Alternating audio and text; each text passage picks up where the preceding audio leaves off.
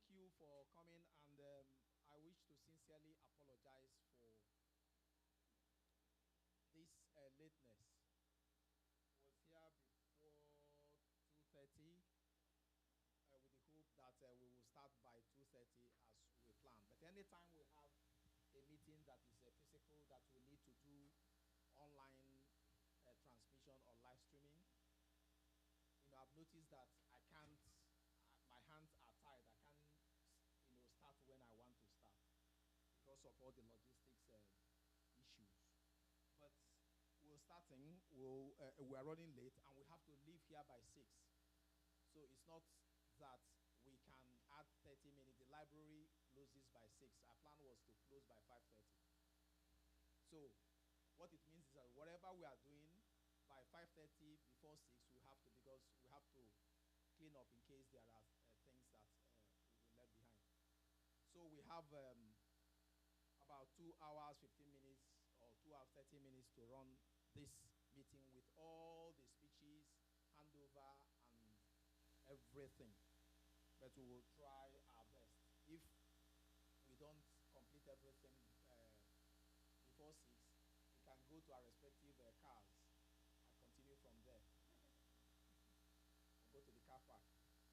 So, thank you very much for coming, and especially for those who made it a point of duty to be here physically present. I thank you all for being here. We can see it online, but being here in flesh and blood adds a special element to the whole package. So thank you for being here. And thank you to the executive and members of the board who are here, and the incoming executive too. So the first thing on our agenda is the opening. That is the call to order, which I have done. And I will call on us to the AGM report was sent. That is the minutes. I believe that we have reviewed that. If there is any amendment, remember we are looking at the AGM that was held in 2025, not the minutes of last month. So the minutes that we are looking at is that one that took place at the BMO. So if you have reviewed that and you have any addition or subtraction, please, would like you to note that. If there is none, can somebody help us move the motion for the adoption of that at the minute and the AGM report?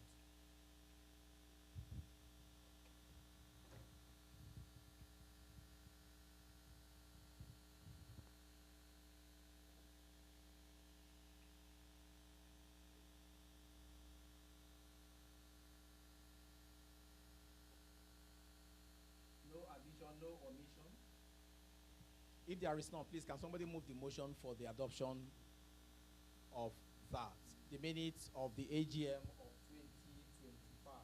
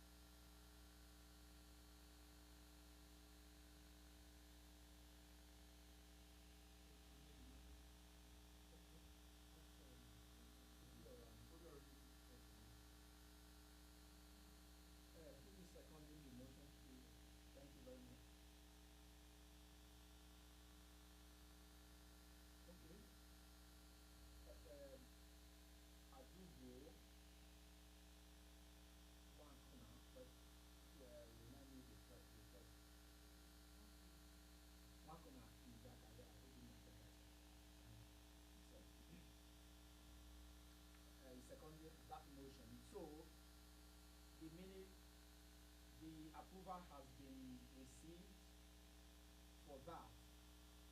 The next item, well, can we have that?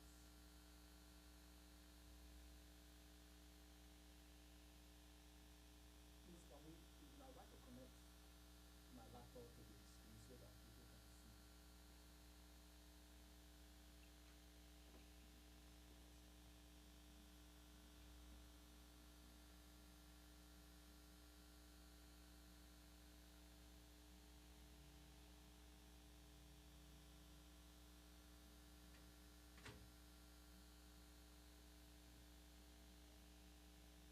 Yes. Look, there's just something I need to do for you to be connected to this. Okay.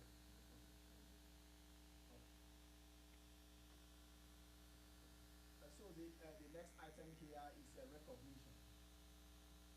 Here we'll recognize, maybe let me stand up. Let me first of all recognize the chairperson of the board of trustees, board of directors, who is here. By those of you who don't know her, she's here. Mrs. Rosemary Osasere is here. And I saw another member of the board, Mr. Oluwaye, who you know as Oluwaye. His full name is Oluwaseun Ayebiwo, but I'm sure he's known more as Oluwaye by just like Papa Yankee and playing the people who have a way of knowing people by certain nicknames. Otumba Oluwaye, welcome. So he's also a member of the board of trustees, and we all have our brothers there. We have Mr. Macaulay Okoro. We have Chris, the chairperson of our former electoral body here, Chris Ewo. We have Obina Oyes. If I don't mention everybody, we have Reverend here, Yemi. Thank you, and members of the executive. Before we proceed on that, a senior citizen here came here to present this. If you look at this, you know what it means in Nigeria. These are kola nuts and alligator pepper. She came here, and this is Catherine Ijoku, one of those that have been here for, I think, that's one of the things I propose to tell the new incoming executive, that we need to really do something to recognize those that have been here for up to 20 years. And she came and she brought this, and yeah, the kola nut is more for the Igbos. They do the rights, but we are Nigerians. We know that kola nut symbolizes welcome, hospitality. Even those who don't use it to start their ceremony, she did it like an Igbo woman, and we will accept it like Nigerians as a measure of a sign of a goodwill. She's telling us that she's treating us well as they're conducting this. And so I will call on, I don't know, my gray hair is the highest here, so there is no way to know people's birthday. But I will, in the absence of that, we are in Canada where we have equal rights for male and female. The kola nut back home will be broken by the man, at least according to the Igbo culture, who is the oldest.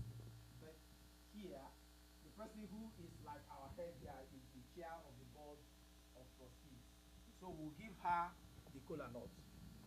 She's not Igbo, she's Nigerian. This is a Nigerian gathering, and so she will take it with our full blessing, and she will do whatever. She will bless it in the way she wants to bless it.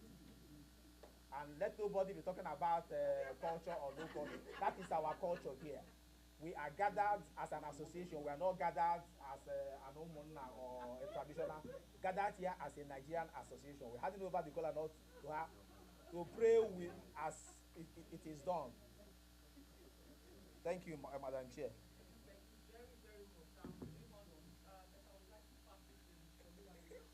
You are dodging this thing. I'm giving you all the respect. Now you are dodging it. Wait, the spirit and the gods cannot pursue you from there to there. They cannot cross the river.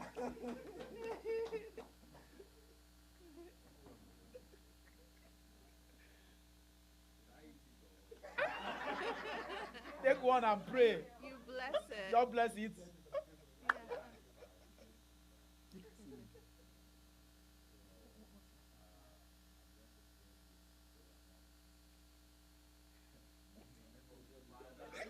As you like it.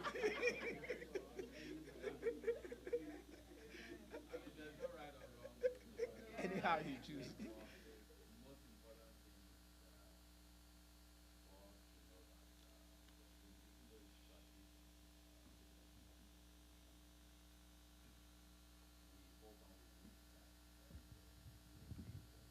Give him this.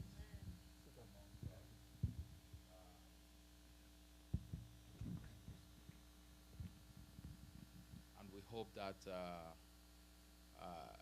in all our dealings here, we would have the spirit, to be quite supportive to one another, and to also remember to be kind in everything we do. I've prayed already. In Jesus' name we pray. Amen. And break this kola nut. Amen. You have done it. You break it though. Okay. You take your piece because people cannot eat it unless you are taking yours. It doesn't matter. He is the elder here. He has broken it. He can take the whole thing and give you the list.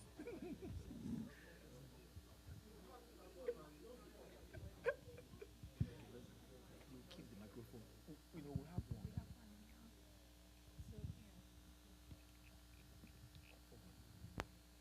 Okay. So since that has been done, yeah, we can share the alligator paper and kola nut. I was very happy when I saw that. It's reminding us that even though we are far from home, we are still connected to home. The next item on the agenda is the opening statement by the president. Because I have a longer statement to make, I will just say thank you. God bless you for coming. That's my opening statement. Yes, then the statement by the board of directors through the chairperson. Okay.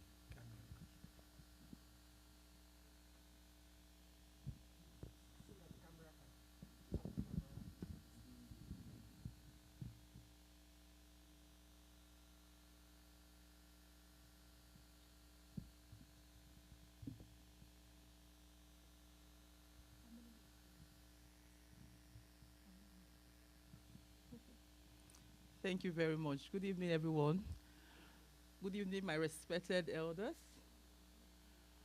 my distinguished members of the Association of Nigerians in Nova Scotia. It's a great honor and privilege to stand before you today on this very special occasion, the formal handover of leadership.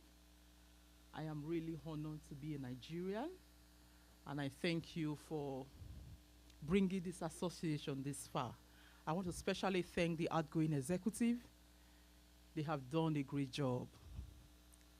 They have sacrificed their time, their resources. They have brought this association to a place where it has become an enviable community. And for that, we are grateful. We recognize...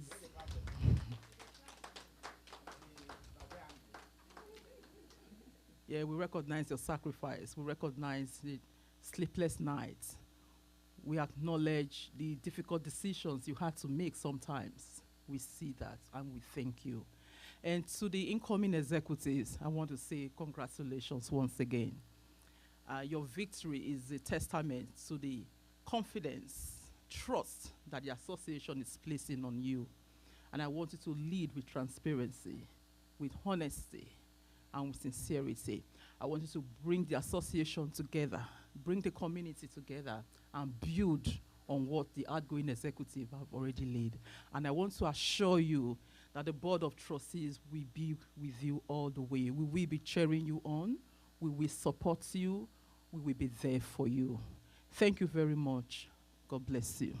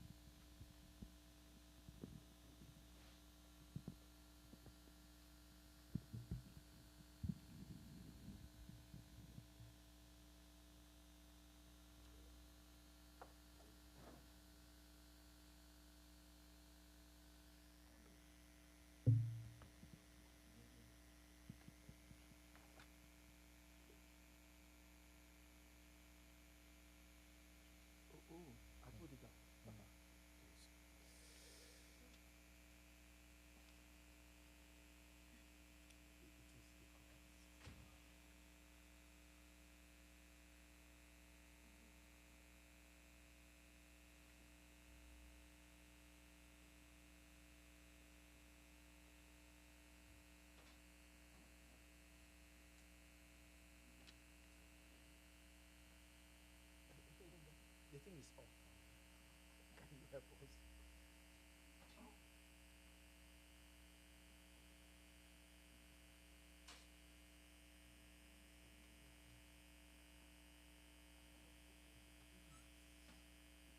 okay, okay. Hold on. He knows what he will do. Put it back in.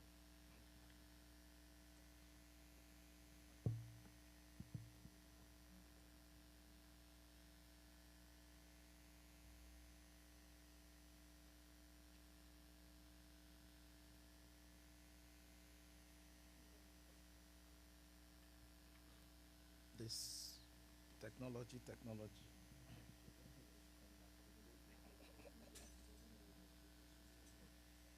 Yeah.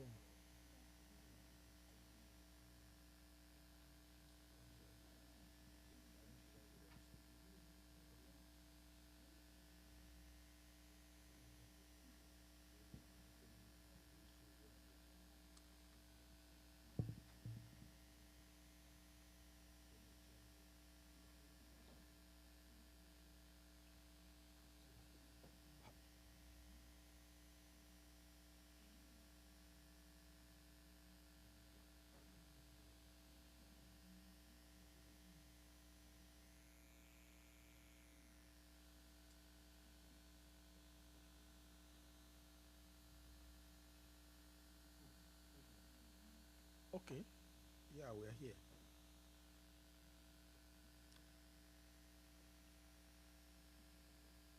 I believe we are ready.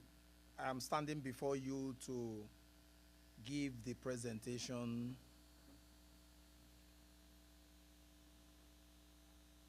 of the executive report. When I'm done with that, the financial secretary will give a report of the financials.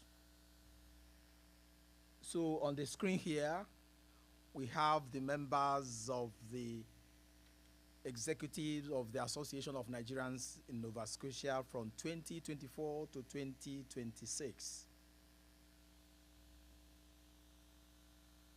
Distinguished members of the board of directors, members of the executive committee, members of the incoming executive committee, respected members of the association, I salute you.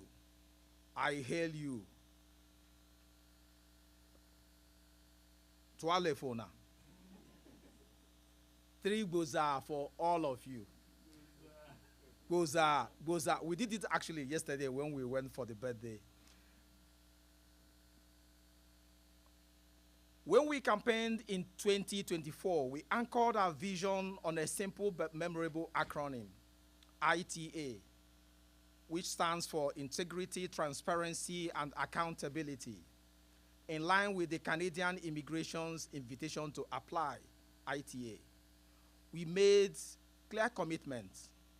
1, to extend arms activities beyond the Halifax Regional Municipality to ensure inclusive representation across ethnic groups, religions, professions, genders, and age groups, to implement transparent processes, especially in bidding and decision-making, to maintain regular financial accountability, to promote open, honest, and consistent communication.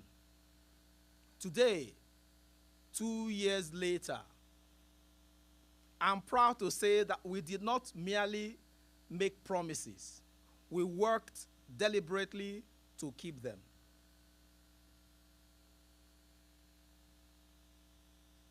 Our key achievements in these 2 years, the high points. 1, strengthening communication and community engagement. We opened a WhatsApp chat room for members, creating a space for real-time interaction, faster dissemination of information, and immediate support during emergencies.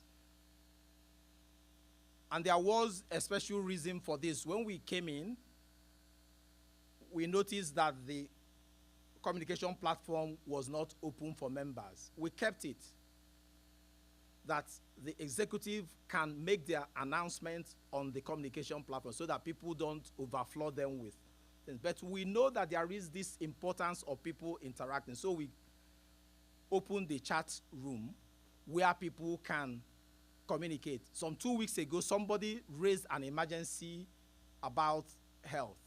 It was because that chat room was open. People responded immediately, one of them being the incoming president, and that problem was solved. So it may look very small, but we noticed that it was something that is very important. To also avoid depression, avoid loneliness, avoid all the issues that come with things like that, people need to always talk. And I thank those that make that platform exciting, like Soji, Humanity, Adugo, Mazi. In case I don't mention your name, it's just at least the ones I can remember off my heart. They ensure that, Papa Yankee, they ensure that there is always, something going on there, which is very important. It has a way of relieving tension and making people to feel that they belong to a community when they are thousands of kilometers away from home. We also strengthened security by removing unidentified numbers from the WhatsApp community. To further enhance accessibility, we established a dedicated ANS phone line, making the association reachable from any part of the world. Most importantly, we maintained consistent communication, keeping members informed and reducing misinformation, speculation, and gossip, thereby building trust. 2, expanding inclusion across all demographics. We made inclusion a lived reality, not just a slogan. Actively engaged teenagers and young people in committees and operations. It was intentional that people who were 15, 16, 17, 18 were members of our committees, and it did something exceptional by making those at the Housey, at St. Mary's and Co. to know that this association is not for people with gray hair, that is for everybody. And they did wonderfully well. We ensured balanced representation across ethnicity, religion, gender, profession, and age in all our committees, in all our vendor selection processes, event programming, cultural performances, children's integration initiatives. Things as simple as the foods we eat, the language we speak, our religion, all of them, we were conscious of that. We are proud to know that the chair of the board of directors, the chair of the summer camp 2024, the chair of the barbecue 2024, the chairpersons of the meet and greet Halifax, Sydney, Truro 2024 and 2025, the chair of the barbecue 2025, the chair of the festival week 2025, and the coordinator of the House of Assembly mock debate 2026 are all women. And they performed exceptionally well. It wasn't coincidental, it was intentional. This deliberate approach has helped to reinforce ANS as a home for every Nigerian, young and old, male and female, religious or non-religious, north or south, left or right, students or citizen. Number 3, extending our reach beyond the HRM. In line with our promise, we expanded our meet and greet engagement to communities outside Halifax, including Truro, Woolville, Windsor. We still went ahead to hold events in Sydney, Halifax, Dartmouth. In addition, we added the Nigerian communities in Truro and the Annapolis Valley to the ANS WhatsApp community. This marked an important step towards building a truly province-wide Nigerian community presence. 4, promoting transparency and financial discipline. We upheld our commitment to transparency by implementing open bidding processes for programs and services, ensuring regular accountability in financial matters, adopting a disciplined approach where major programs were tied to sponsorships, thereby reducing financial pressure on the association. These ensured that we operated responsibly while still delivering impactful programs.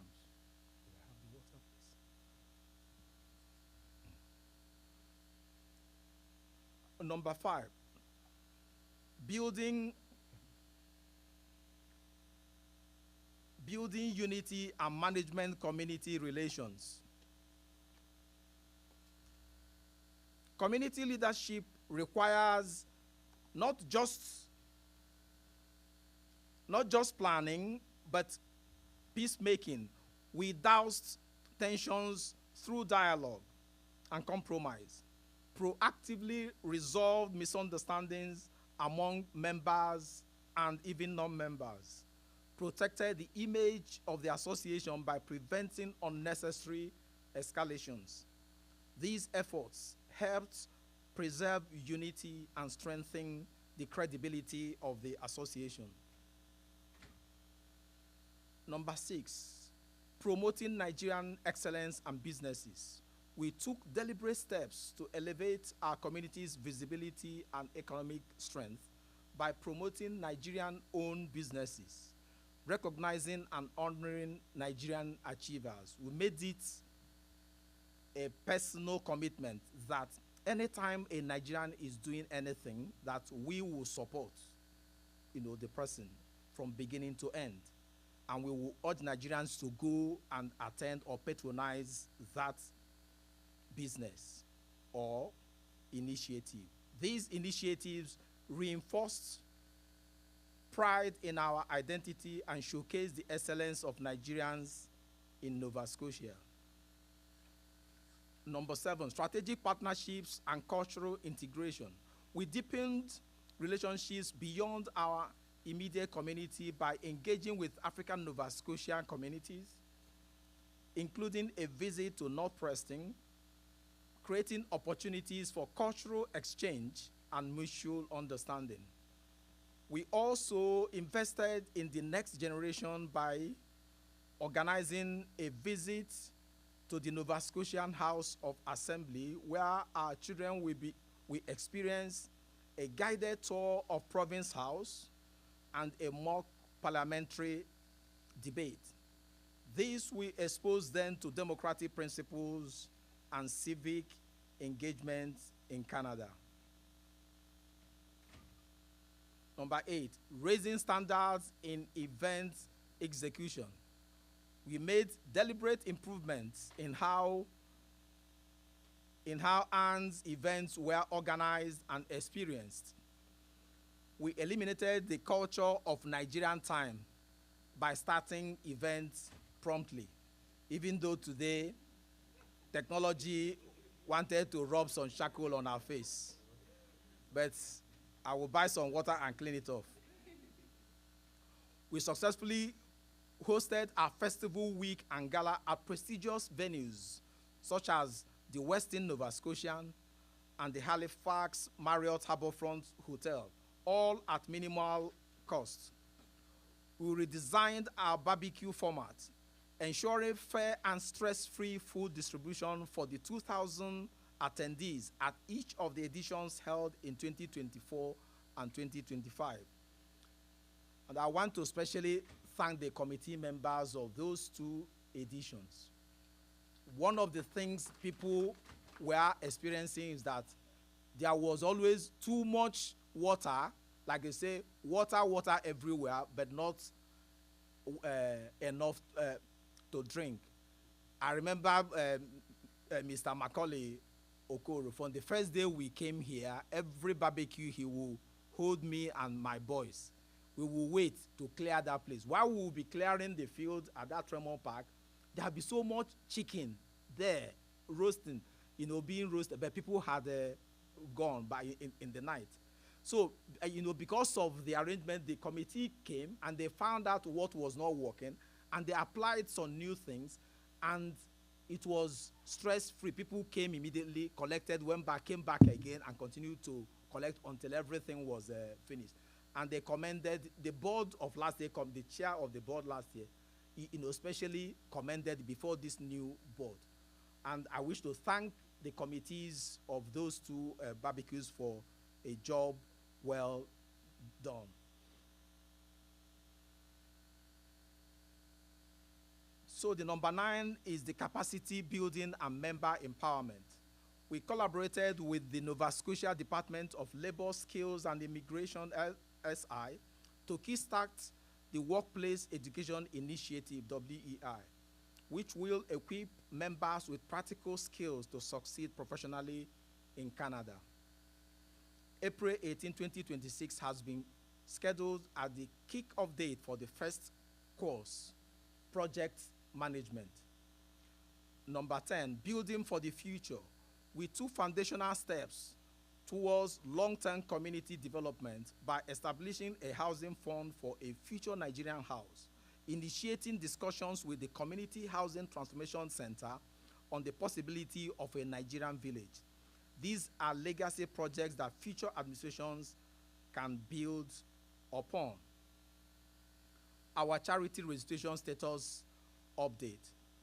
The association is actively progressing towards obtaining the registered charity status with the Canadian Revenue Agency. This project was started by our predecessor executive led by Adegoke Fadare, MLA, and we are continuing with it.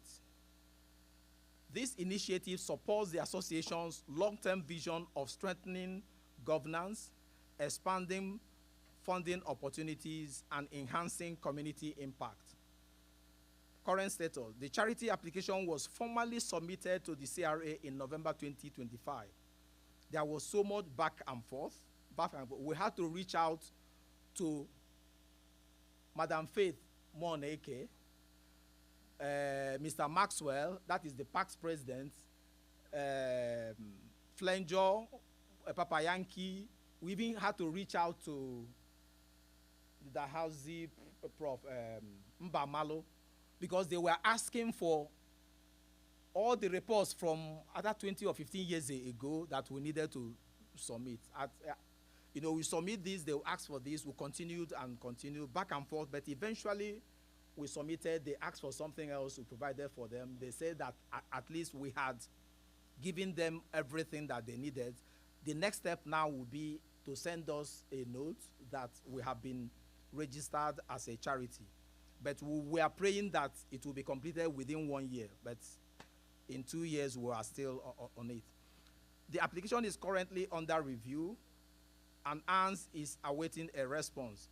The association continues to work with Boyd Clark LLP to support the application process and ensure compliance. I won't read here because I have explained it. They asked for our bylaw that will change our objectives to match what a charity would do. Everything we did, all that, and then we sent to them back and forth, and everything was signed. So I will just give you the key programs and projects that we executed. Our project, we put them into segments so that you will see the ones that we did for children, the ones and for teenagers, the ones we did for women, the ones we did for professionals and all that. The reason is we want this association to continue to be seen as an association for all. I can see the triplets of our incoming chairperson there, president. I can see them. Zoe, Zoel, and Zion. Did I get them? And Zeal, yeah.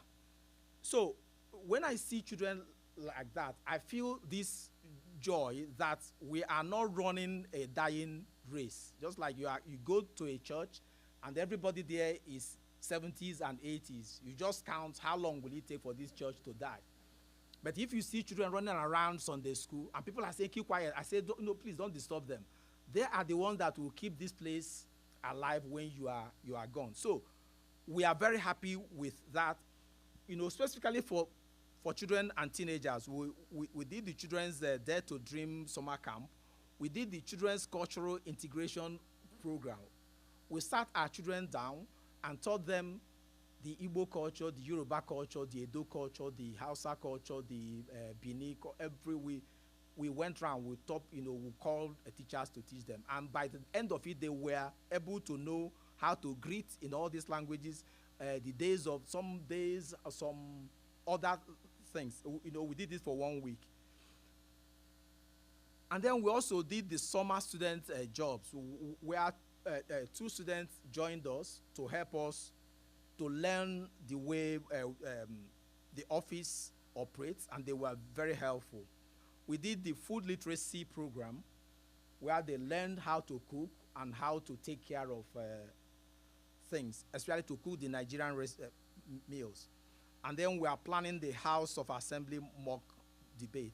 For the women, we did the Women and Girls Mental Health Sports Day. And I have to thank my VP here. She carried that thing on her head the way we carry gala. She came up with it. It wasn't part of our plan. She came up with it. I said, Madam Chair, the angle that I will ask after. I say, what about the thing that will go with it? Said that I should not worry, that she will get the money that will go with it. I heaved a sigh of relief. And she went, mobilized, got sponsors, and they did it. No kobo left our purse. Rather, we wanted to see if we will even make some money from it, but they were concerned about us giving them the cost, receipt of everything we did so that they will pay us exactly what we spend. I thought they would just release a check. That is a YWCA. And so she did that, got everything, got the committee, planned everything, got the women and children, and they came. And with that, I was challenged. I was asking for men to do their own. We tried and tried. It no work. We will try again because we need it more than women. Men are under pressure here more than women, but we swallow a lot of things. So, for enhanced communication, visibility, and inclusion, we built a new website. We created a WhatsApp chat room, as I said, for two-way communication. Adding new WhatsApp communities like Truro, intensifying engagements on our LinkedIn and X account. We noticed that only our Facebook and Instagram are very active. Facebook has over 2,000 people and Instagram over 1,000. Now they are inching close to 3,000 and 2,000. Our LinkedIn was usually not active. We had less than 100 people there, but now we have moved it to about 400. We are praying that all of you should follow that page so that it will go up. I've been doing that. Our X account low too, but engagement has come there. And I've got some reports from people from Zimbabwe and Ghana recently when we attended the BBI event. They say, oh, we are seeing so many things people are doing now, going to North Preston. I say, calm down. These are things we have done before, but we just said that we need to publish them in all the social media platforms, including the one that had just 100 people, so that especially our sponsors will know that the money they are giving to us, we are not using it to do parties, that we are using it to do what that they were meant for. So, for the professional recruitment mentorship, we had our healthcare professional recruitment campaign, and then the LSI Workplace Education Initiative. We're also involved in training in collaboration with RBC. RBC has been supporting us, doing some training here with us. We also did some pairing of newcomers with older professionals. Importantly, we have been involved with free tax filing exercises. And this is not just for Nigerians, for everybody in Nova Scotia. People from China, people from India, indigenous, different people, Caucasians have been calling to ask for that. And I feel very proud that we are helping them to file their taxes for free. That is, one way to sell our brand name. So we also had our meet and greet, as I said, in these different places. For the family, because this association is for everyone, and we want to build a very strong family. We did airport pickups and first meal program, and that's one thing I will encourage the incoming association to find a way to boost. When we remove people from joining our WhatsApp group with their Nigerian number, it became challenging getting as many people as possible. But we were getting them through Nigerians who were reaching out to us through our emails and our phone number. So the incoming executive, I will urge you to create a WhatsApp group for people with Nigerian number. That is, when they contact us, we'll add them to a WhatsApp group. We'll have more than, how many people have, last night it was 400, people who responded to the advert we ran. By 2 days ago, about 400 people have responded. By now, I'm sure it will be up to 700 or 1,000. That will be the job of the incoming, to continue to talk to them and to ensure that they are well informed. The Welfare Support for Childbirth, Accident, and Bereavement, Volunteer Sponsor Appreciation Day. We called our volunteers for the past 2 years and sponsors together in December and appreciated them. A barbecue party and Nigerian Festival Week. We had our multinational health and wellness. People from different countries came. We had our community engagement that we went to North Preston. We had our Independence Day celebration in Sydney and in Halifax, and we're trying to add True Road to It and the Annapolis Valley this October. We had our visit to the Speaker and Nova Scotia House of Assembly. And then we had the West African Jollof Rice competition. Even though the Gambia won it, the joy was that spirit of West African brotherliness that we had that evening. We had the gala and awards. We had the visit to Hope Cottage, Thanksgiving in church, and Thanksgiving in the mosque. There were some projects that we initiated, but they did not fly. One of them was the swimming training for children and adults. We discovered that our people, except for people from the South here, who were born close to water, most other Nigerians are not very comfortable with swimming, except people from Ijaw,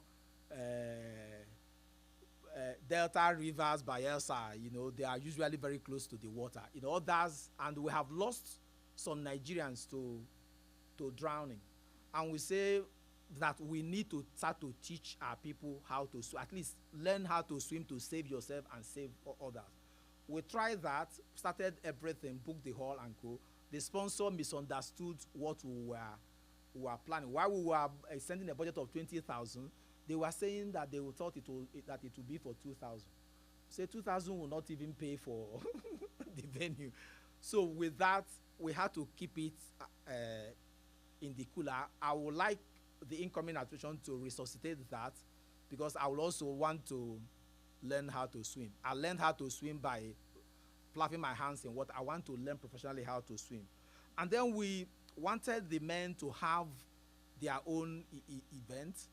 It didn't work out. I don't want this idea to die. I want men to have a time for them to sit down together and discuss issues concerning them. During this period, we created relationships with some partners and sponsors. We collaborated with different government, academic, and business institutions and organizations in the execution of our projects and initiatives.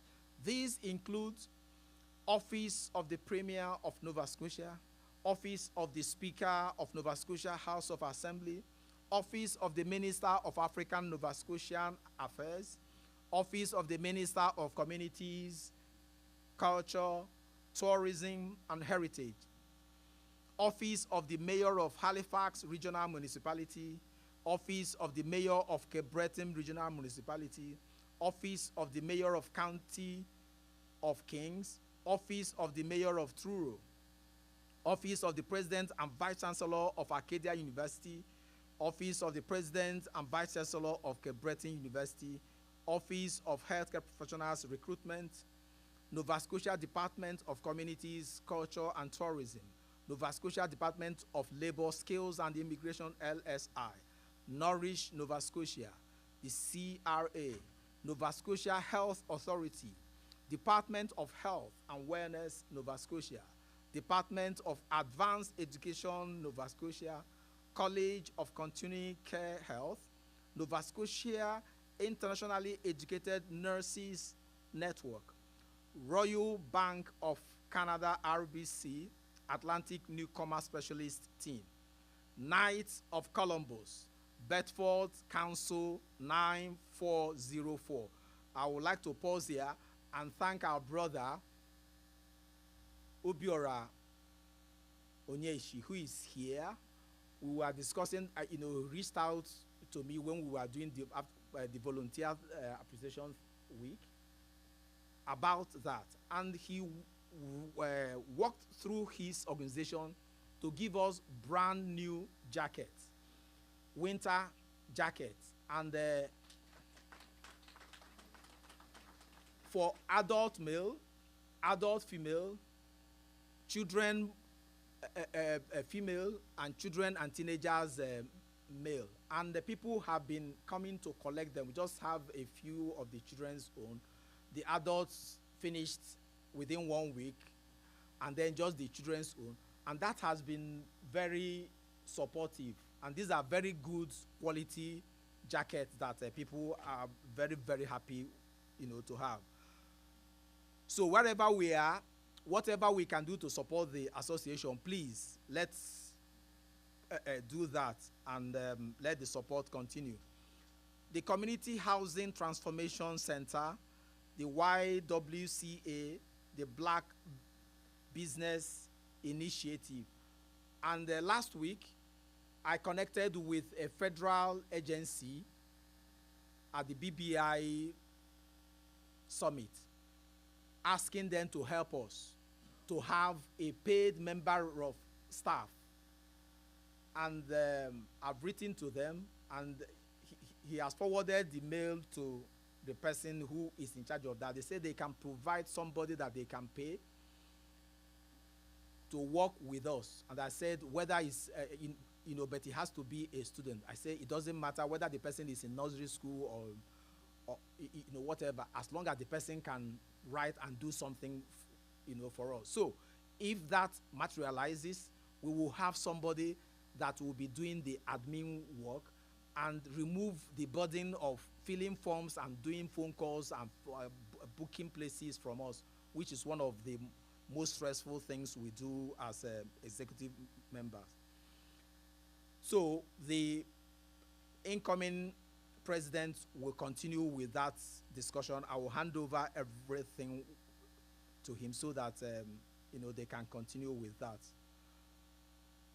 In conclusion, as we hand over to the next executive committee, we do so with a sense of fulfillment, but also with humility. We recognize that not everything was perfect. There were so many things we dreamed, but we knew that we didn't have the capacity to execute. We just let them be. There is still much work to be done. However, we are confident that we have strengthened the foundation of this great association. We have elevated its standards, we have expanded its reach, and reinforced trust within our community. To every member, volunteer, partner, and supporter, we thank you for believing in this vision and walking this journey with us. I want to thank the executive committee led by my predecessor, Adegoke Fadare MLA, for the work they did before we came in. To the incoming leadership, led by Philip, we wish you wisdom, strength, and even greater success. There was something I said the last time we met. I said my prayer for you is that you will be better than whatever we have done. Don't be looking at it that we are not competing. Beat whatever we have done and add to it. We will be happy. I will be clapping for you from morning to night because that is my prayer, and I mean it. I don't say what I don't mean. Like we say in Nigerian pidgin English, soldier come, soldier go, barrack remain. This association is the barrack. I will go, Philip will come in, Adegoke will go, I will come in, or whatever. This association will remain. And it will continue to remain like that. The leadership of this association is like a relay race. You run as fast as you can and hand over the baton. Let nobody drop the baton. Together we will continue to build a stronger, more united, and more impactful Nigerian community in Nova Scotia by the grace of God. I thank you for believing in us. I thank you for everything you have done. I thank you for the love you have for us.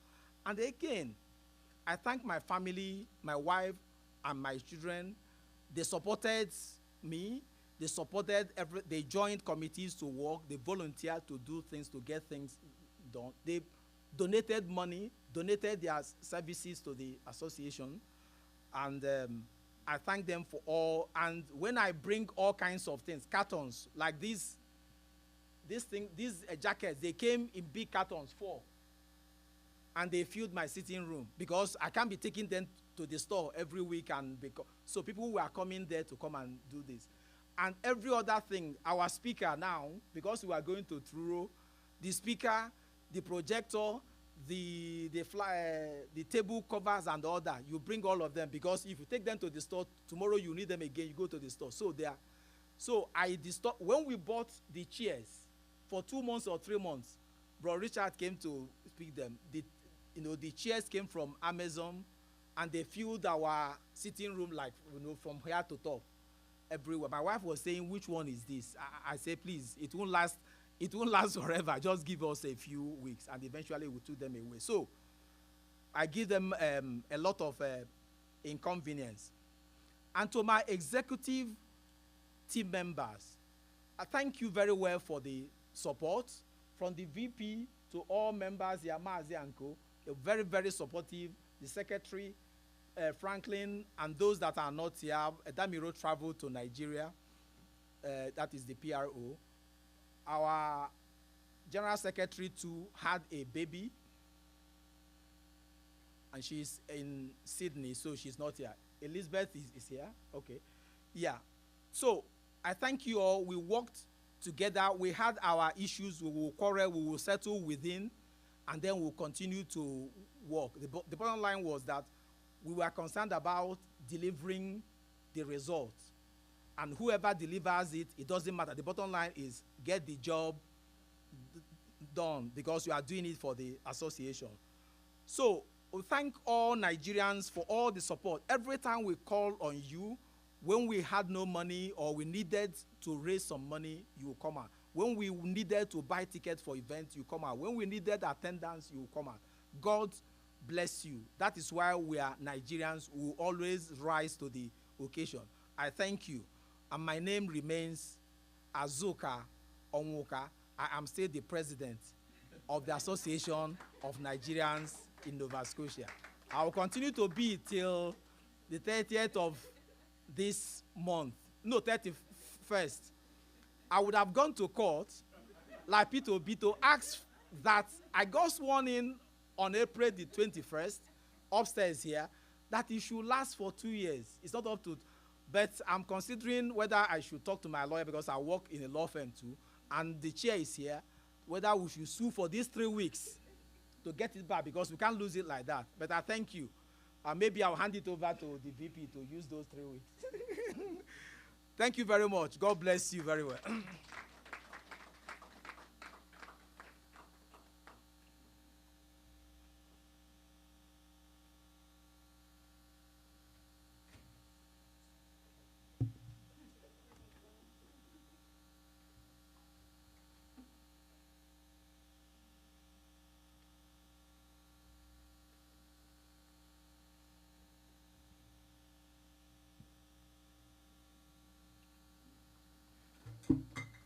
Bonjour tout le monde.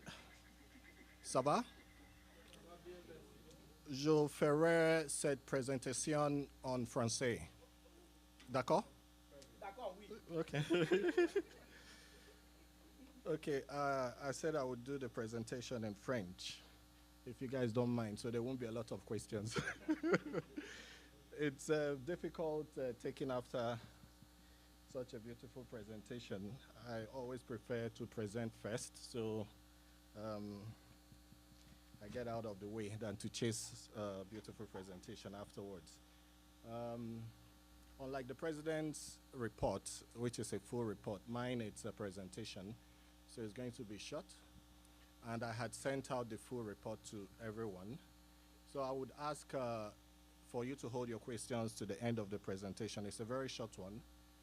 13 slides, including the welcome page. So I'm going to run through and explain some of the processes we use to achieve our results, and then I'll take all the questions at the end. So this presentation is from 1st of April, because we had done the presentation until 31st of March last year in the last AGM. So this is from 1st of April until 25th of February. So I had to come up with a sharp cutoff date, because a lot of payments were beginning to come in for the election. So I couldn't continue to update the presentation, and it needed to go out as quickly as possible. First to the financial committee for them to review and get back, then to the board for them to review and get back, and then to the general public. So I couldn't continue to change the figures. That's why we had a hard stop date on the 25th of February.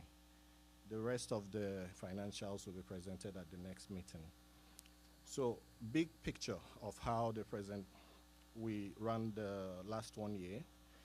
At the beginning of 2025 financial year, we had 35,000 in all of our accounts.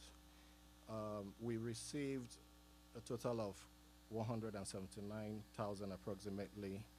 We spent 132,000, and we ended up with 82,000 as at February 25th.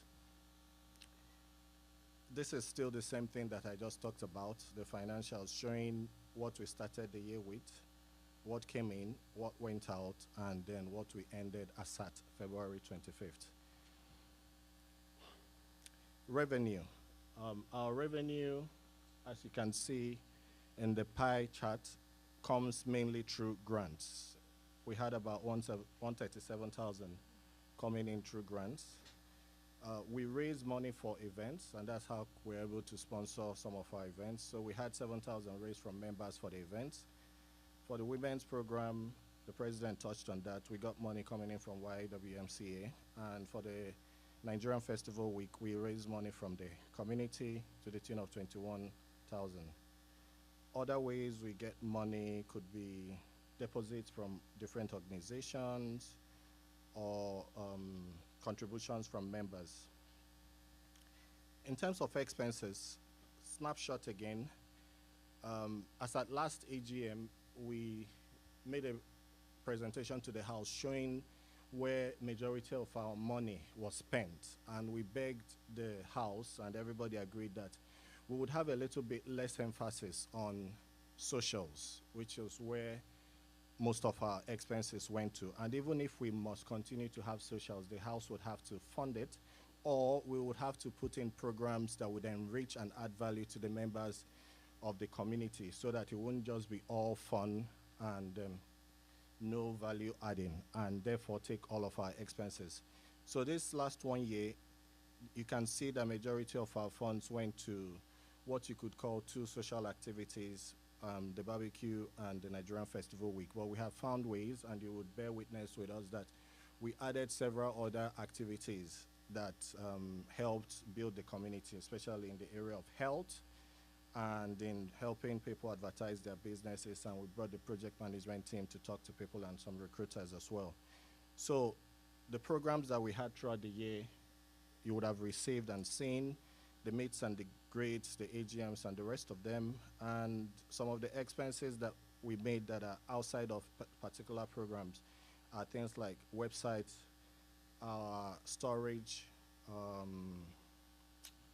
paying for Zoom subscription and some of the tools that we use for the organization, the things that we bought for the office and we use for some of our programs like projectors and all of that, and booking of halls for some of these events.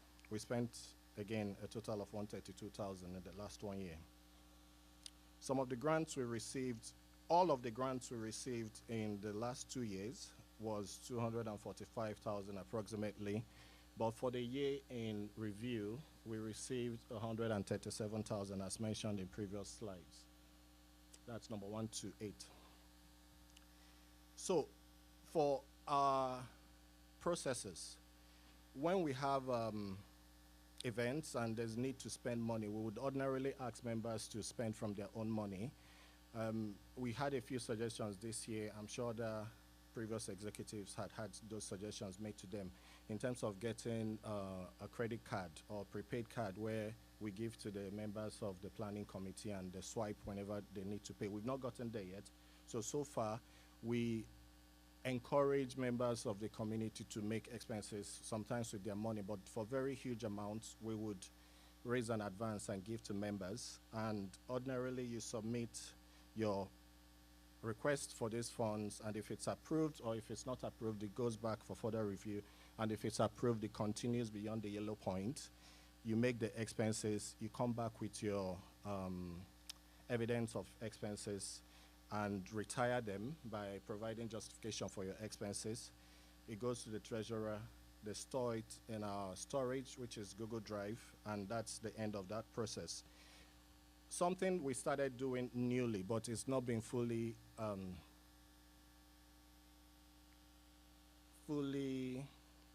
formalized in terms of sending out communication, in terms of cost of the items.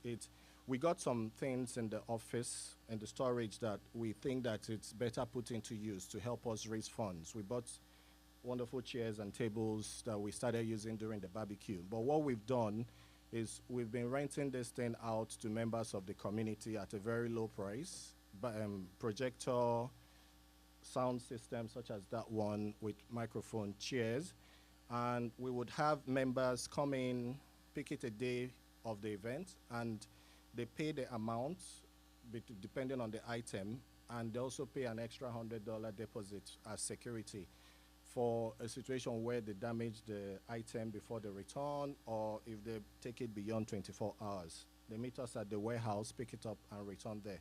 So that is the process. We'll send out communication, or the next executive will send out communication as to the pricing for these items and ways you can encourage the association by renting these things from us. Something else that had been done in time past that we try to emphasize a lot in this executive is the vendor selection procedure and process. We encourage and the next executive, and we did it for ourselves, to make sure that there's fair communication in terms of, I think I captured it somewhere, yeah, in terms of announcing in all our social media platforms about events that are coming up and the need for members of the community to submit their quotes. And when they do, we always look to get at least 3 quotes from different vendors. And unfortunately, in the supply chain industry, contracts and procurements, people still always go for the cheapest quote, although quality is always taken into consideration. There's always this inclination for people to want to give bids to people that you already understand and work with. It's a natural thing. Even in your office, you find out that if you deliver on the job, your boss will always give it to you. It's not necessarily that he finds you favorable, but he has corrected you several times in time past, so you guys operate in the same frequency. People tend to do that a lot. Just, do you know what, this person handled the last year barbecue, I'll give it to that person. But we don't want that. We want to encourage people for equity and fairness. So we have this process mapped out. We have an Excel slide template that we use to compare prices when they come in. The arrows point to the different quotes, and most importantly, we have to have an in-house estimate with which we would compare when these things start coming in. And when we select one, we communicate to the person, as they said, get them to execute and submit their bids, and of course, we store all of that in our repository. We also have compliance requirements that we have to adhere to the CRA, RJC, and every other body. So we have to go through approval processes, make the payment, and of course store the information. And I keep repeating the word storage. We made a very conscious effort to have easy to understand folders in our drive and in our PCs, of which we continuously update and upload to the drive, so that it is easy for you to see and find any information. When you get into the finance folder, you would see them split into different years, and you would then see per year split into different programs and different activities, and it is also replicated exactly the same way on the Google Drive, which is at the bottom right corner. So this is what we have done, and the backup is there, and we're going to ensure that we hand over all the information to the incoming executive. And remember, something that is very important for the House to remember is that any member in good standing has the right to look at the financials of the organization. You just need to communicate to the executive, and they get approval from the board, and you must give 14 days notice before you have access.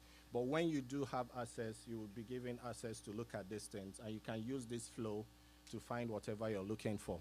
And it's very easy. Everything has an Excel template that would explain what came in, what went out, and to who, and on what day. So that's the end of my presentation. I would take questions and gunshots.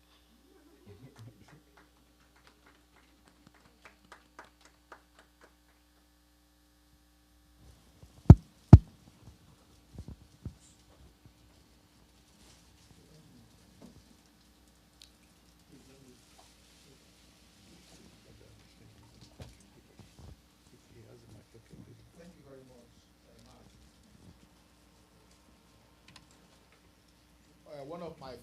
One of my son's friend called him Uncle Maz, Mr. Maz. And my son was explaining to him, he said, yo, that Maz means Mr. can't call somebody Mr. Maz. Mr. Mazi is not his name. His name is Obina. Wosu Igbo. Because he's from Aro, they are called Mazi. That is the traditional way of greeting the men. So he has adopted it as, if you know Mazi Sam Uhuabonwa, he's from that area too. That is the title he uses, even though he is a knight of the church and he has PhD and co. But he bears that mark. Just for those who didn't know. So thank you very much for the presentation. Please, if you have any question on the one I presented and the one he presented, please let's have them so that we can respond to them. Now it's almost 4:30. We'll still have 1 hour to do everything we have to do before we leave here. Thank you.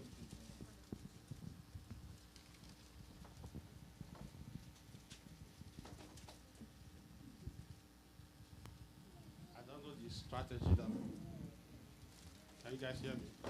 Yeah. Okay, I don't know the strategy that was used that we were distributing food while we were talking about financials. I don't know if it was intended to distract us. Yeah, it kind of worked. So I would have loved if you would put the presentation again. Because I must have missed some information. Yeah. Why you do that? On slides 2 and 3, I could see that the money we have in our account now is about 82K. By February. After February. Okay, per your report, we have 82,000, suggesting that we are buoyant, But I have concern with that. Because I don't think that we have that kind of money. Yeah, okay, no, the next slide. Yeah, so at the bottom of it, we have 82,000. That, okay. Yeah, so if you go to, I think, slide 6 or 7, I want to believe that part of this money, the next slide, yes, please, no. That part of this money will be grants. So I was thinking that I would see how much are grants, or is it possible for you to clarify how much of that 82K is tied to grants and how much is at our disposal to spend? We can just go out this evening for some. What I'm asking is, I was also thinking that we'll be looking, if we look at the grants, we see those that have been completed, or a percentage of what is outstanding, so that we'll be able to tell if the unfulfilled portions of the grants, if the funds in the account will cover those unfulfilled portions in the grants. Because they will be deemed returnable in the event that we are unable to fulfill those portions. So I don't know if you could provide that clarification. So I want to know how much cash is actually us that is not encumbered. Do you want to answer that? Okay, thank you very much. On the issue of breaking our accounts into that segment, I have said this before, it will be very difficult for us to do that. The reason is that our money comes in a rolling form. For example, this grant that we are executing for the healthcare professionals, they gave us 80%. The 20% will come in the next 2 or 3 months. The one we executed last year, the SBCCI fund and the health grant, they gave us 80%. That is the previous, or the one Goke was executing, they gave them 80%. When we came in, they paid the 20% to us. So it was like they executed the grant with the association's resources, and by the time you are done the next year, you'll be paid just like we said. If we want you to buy anything, we don't want to give you all the money. You buy and we reimburse you. So there was some projects Goke started with SBCCI and the healthcare. he executed them. When we came, they paid us the balance. And there were some we executed the first year. By the next year, they paid us the balance. There are some now, the one we did now, the 80, the 100,000 we got, where, you know, they gave us the 80. In the next 2 or 3 months, once they receive the report and approve it, they will pay the 20,000. So the money is not, it doesn't come, the bottom line is that we know when we have executed our grant and completed it, and then that will send the report. The money is not put in that department that this one is remaining for here, this one is here. All the money is in one account, but we know all the grants that we will receive. When we complete them, we say we have completed this, and we send in the report. Okay. Thank you. Sorry, I beg to disagree with your explanation. Okay. For any grant you receive, irrespective of how the money might come in piecemeal, but if you could go back to that slide, for instance, you might know how where the statuses are, but we as the members, what you've presented does not appear to have to be giving us that information. The first grant there, for instance, 13,000, has it been completed? Which one? Was for festival week. So has that been completed? Festival week has been completed. Okay. So that report has been submitted. We have not standing on that amount. That would be, if you could make that presentation again.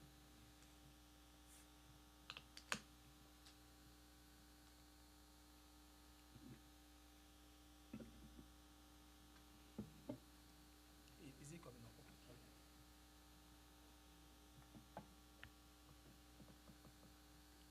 Okay, so I'll just take, maybe I'll take the largest amount there. Number 7, 80,000. How much have you spent on that amount? That is the house. Yeah. That's the one I'm telling you that they gave us. Yeah. That's the one I'm saying that they gave us 80%. Yeah. We have completed the 100% execution on that project. So they will be owing us $20,000 when they accept our report. Okay. So if I go by that explanation, it means we have nothing to return from that 80,000. Now, that is the largest amount there. If I take it out of that amount, it will suggest that the 82,000 we have, a bulk of it is our money, not tied to grants. Yes, but before the 82, since the February 25, parts of that project has been executed. You know, when this report came, it was February 25. We held the IEHP session on March the 6th. The cost is not there. The videography that we held, the cost is not here. The advert that we ran, the cost is not. So that project continued, and it will continue till the 31st of this month. No, I'm not bothered about what was spent from 26th. Okay. Whether income or expenses, I'm not bothered about that. As at that 25th, how much is grant related?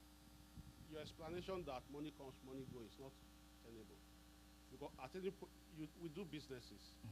You have money coming and money going. So at any particular point in time, you can tell how much you have, how much you are owing contractors, how much contractors are owing you. So you'll be able to tell, this is how much cash is mine. Even though you are seeing 100K in my account, only 10K is actually mine. 90K I have to pay contractors and all that. So my question is, that 82K, how much is the association's own that is not incumbent to grants? Because I don't want to be a situation wherein we start reform, by the time we're unable to deliver on grants or we need to execute those grants, we'll finish and we are now looking for money to complete them. I need to know how much is tied to grants. I will still. Sorry, please. You've clarified item 1 and item 7 have been fully completed. Have the other have been fully completed? If the answer is yes, the question is, what you are telling us technically is that the 82K is our cash. It's not 82. As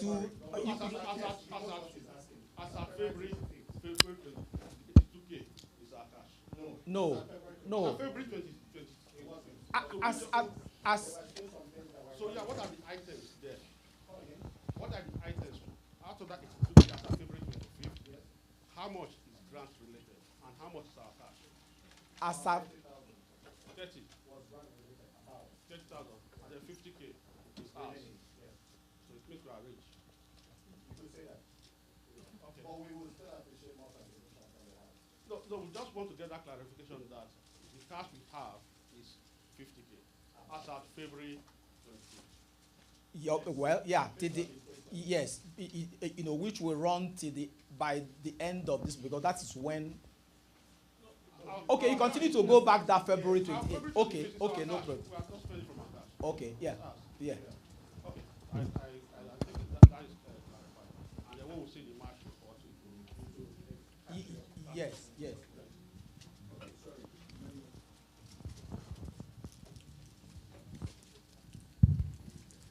Oh boy. Okay, yeah, if there's anybody on the side, we have this one is not working. It is. Okay. Any other comments?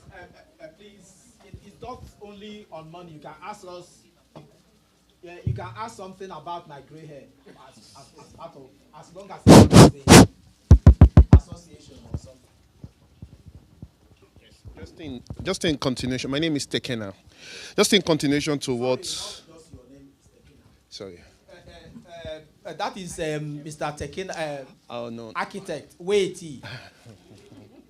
That is Tekena Waribuku. He is an architect, a project manager. He is the chairman of the electoral committee. Why we say this is that we meet about maybe once a year, and we will see somebody, you say bros, or you don't know the person by name, know who he is, so that just like we saw our chair here and other people, we would like even to have the time to introduce ourselves. So I'm just saying that so that you will know. Thank you very much, sir. Thank you, Mr. Chair. In continuation to a follow-up to what Mr. Okoro asked, I see you've tried to explain it, but graphically looking at it, there's still a lot of lacuna there. I'd like to know how much of the outstanding money between that March 21st to February 25th to March 31st anticipated costs that you'll be spending, so that we can put it on hindsight. Yes, we know that, yes, we are having 20% left from the grant, using the same example 7 which you used. Let it not be that the final expenses will be more than what we are expecting as balance. That can be legitimate expenditure. And it will be giving us a wrong notion that, oh, we have 50K when we actually have less than 10 or 5K left, based on your expenses. So if you can put or shoot your expenses or anticipated costs ahead, and maybe the amount we have in the account as at 31st March, that will really help everyone go ahead. You will have more than 50,000. Your money, what my concern would be that the money of the association is higher, not that it is lower. By the time we hand over the report, you will see in our account will be more than that. That is the promise. Your money, we are concerned about how do we save money, what do we do to ensure that your money does not go out, not how do we spend it and be seen as very generous people, because we know that it is other people's property. We don't want to be generous with other people's. So, what the 50,000 he gave, we are looking at it, and it will be give or take slightly around that, but just because the expenses we know, just like we're having this event, there is an expense. We have checked them, booking of this place, buying small chops. We are having a mock debate for the children, and yesterday we gathered them for the in-person one. And you can't bring in children with their trainers for about 3 hours without giving them small chops. So we have all those little things. Those are the things. The other bulk thing is that we ran the videography work, we ran the consultancy health thing, which cost us some money, which went from the health grant. Videography went from there. Adverts went from there. The advert will end by by tomorrow, but the costs, have all been factored in here. The problem is to give you the exact amount, which we cannot give now, but we will give it to the incoming executive, and they will receive something substantial. Thank you very much.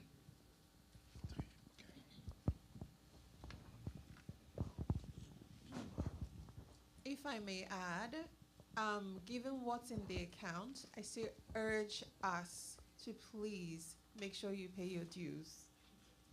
Thank you.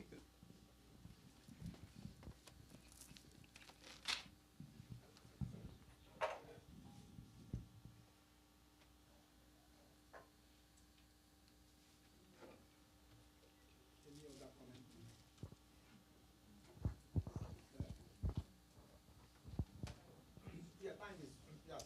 Thank you. The incoming secretary is well time conscious. Yes. No, I like her. She comes to event early and she's always conscious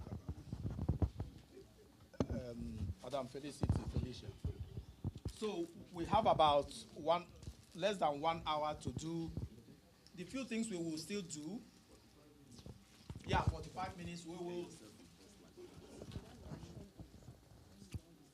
Okay, please, if as we are saying, we will not be going anywhere. I will not be a president that will hand over and you will not be seeing me. I've begged my team, please, after this, we will continue to attend meetings and events and support. So if there are anything that, for example, some of the reports and some of the people that will hand over, I'll be adding Philip. I've added him to the presidential national presidents of all the Nigerian associations. He attended the meeting yesterday, even though he's not supposed to, until he gets sworn in. So he will the same way be connected to all the people that we are working with. There are people I'm afraid to tell that I'm leaving because I don't want them to say, are you sure this, like the LSI training? They were, they fixed a meeting. They were telling me, okay, let's have a meeting in April something. I wanted to tell them I will not be there that time. I say, if I say this, I don't know if it will make them to go back and say, oh, since you are no longer there, let's not continue with this thing because we are not sure if there will be continuity. So I kept quiet. By Monday, I'll be telling them that I will be transiting, or that Philip, I will bring in Philip, to join, while telling them that I'm still there. But I don't know how to tell them that I will be leaving the next day. Just because it will be as if you are hiding something. I've been in very serious, the same thing with the speaker, office of the speaker. I have not been able to tell them that I'm leaving. The day we will go with the children, I'm sure they will introduce me as the president. I will say thank you very much. But now this is the new president, because I don't want to tell them that I'm leaving when the project is still on. They have not signed the labor scales and thing. I wanted to sign it, and it goes in that the money is coming to us before I tell them. So that's the only one. But for others, I have started to send out emails that will have a new executive, but that I'm not going anywhere. So please, anything that can be asked anytime, please, we are available. We are not going anywhere. We are with you. If we can go on with the other thing so that we can live here as quickly as possible. And that is why we need to buy our own house, have our own office, so that we don't want to run away from any venue. We can stay as long as we want. So I will beg to move to the next item on the agenda so that we can. Yes. Thank you. Mazi, stand up and take a bath.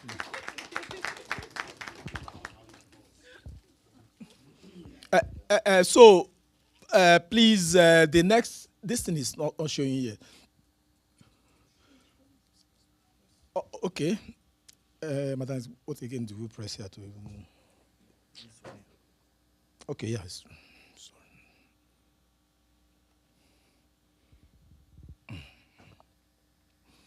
Okay. So after the questions, the next one will be the adoption of the annual report.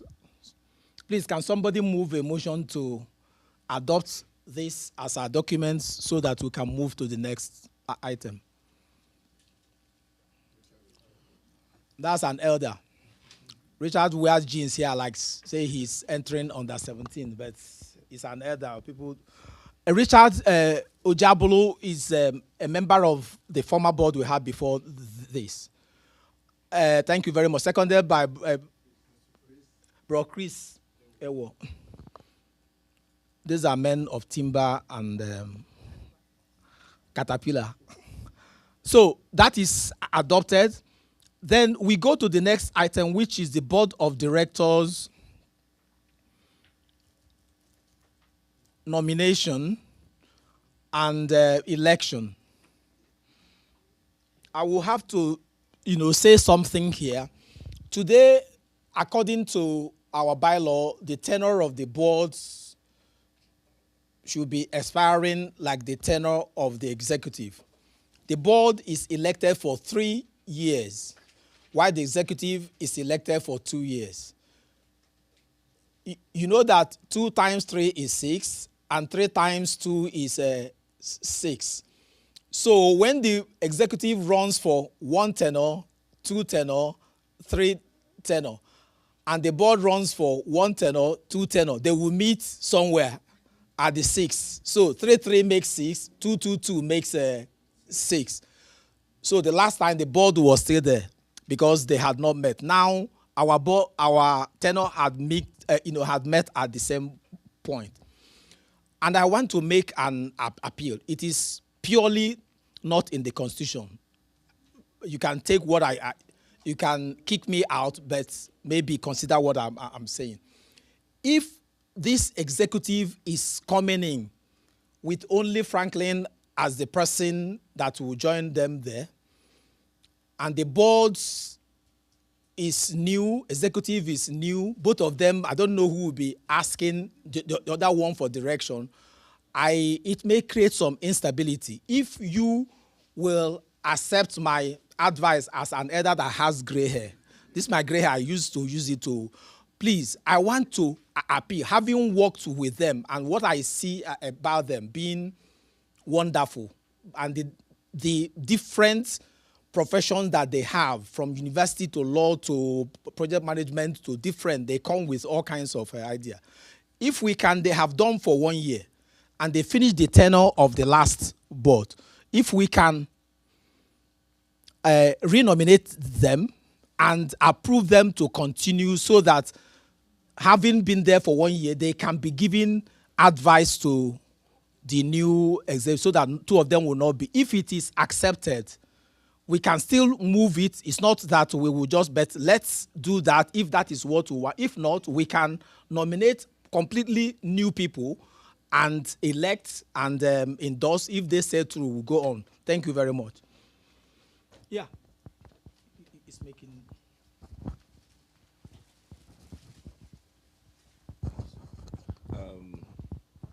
Thank you, Mr. Outgoing President. And I just want to say something, and thank you for echoing my mind, actually. I wanted to ask this question when you said after this you'll be available and appeal to your executive to be available. Even if it's not in the bylaw, I would think that it should be put into the bylaw that when an executive is going out, there should be a minimum of 3 months or 6 months to work with the new executive as a constitution. And I will tell you why. Wait now. I tell you why.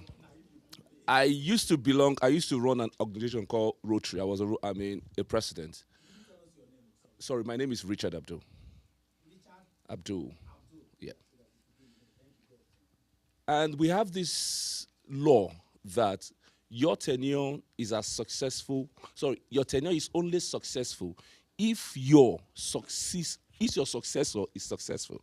So it's a law that every outgoing president must be working with the new president for a minimum of 6 months. So you cannot excuse yourself from anything they do. So for the success of this association also, because I was a close observer in the last tenure, coming into your tenure. And of course, I heard, saw some things that happened. And in order for us to have a good transition and to have continuity, one of the success that we witnessed in some states in where we are coming from is that there's been an handover of baton, successful baton from one person to the other, and we can see their project. So if we must repeat some success that you've mentioned here, I think the constitution should make sure that the current executive should at least, if not for the office of the president, even for others, should be able to work with the new executive for a period of 3 months at least to unhold them, hand over the project, introduce them to what you just to those people, and let them work with you. After 3 months, then you're free to say you will be available, you will not be available. But constitutionally speaking, for 3 months, they should be working hand in hand. Thank you. Thank you very much. That will be noted in the constitution, in the minutes, but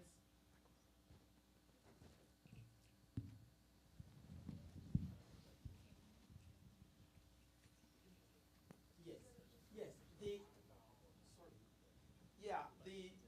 this is noted, but we will be glad if you send it as an email to the executive so that it will be forwarded to the bylaw review, because our bylaw, we have seen so many issues that we need to take care of. So if it is incorporated there, and when the next review is taking place, it can be factored in. Yeah. Thank you. 2 items. One, his suggestion is already captured in the bylaw. The bylaw requires that the former president is a member of the board. That is the board, not the executive. The executive work with the board. No, wait. The board provides oversight to the executive. So we expect that to be covered. I understand you. Yeah. In real terms, it doesn't work like that. The executive works every day. The board will sit maybe in 2 weeks or 1 month if they have something or something to do. But the executive operates. They execute. They are. I can guarantee you that you are not calling the board chair every 3 months.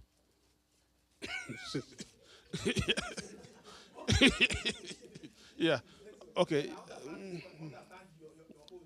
Okay. Let's talk about the boards now. Later Yeah. On the second item, even though you did not put it clearly on your behalf, I'm saying that you've already pushed a nomination forward, and I'm seconding your nomination. Okay, thank you very much. So, please, is there any objection to this motion that the current 5-member board of directors be renominated for another 3-year tenure? They have just done 1 year. Is there any objection to that, here or online? If there is, please indicate.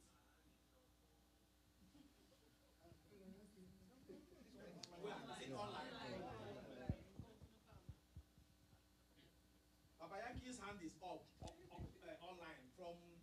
Wenga, are you able to project louder? Is there a way for him to talk for us to hear? If you can hear me, just testing the.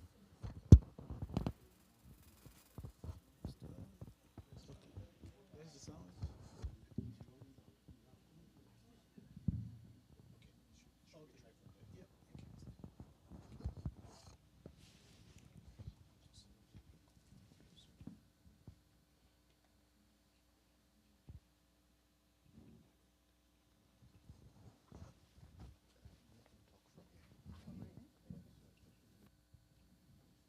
Okay, can you speak?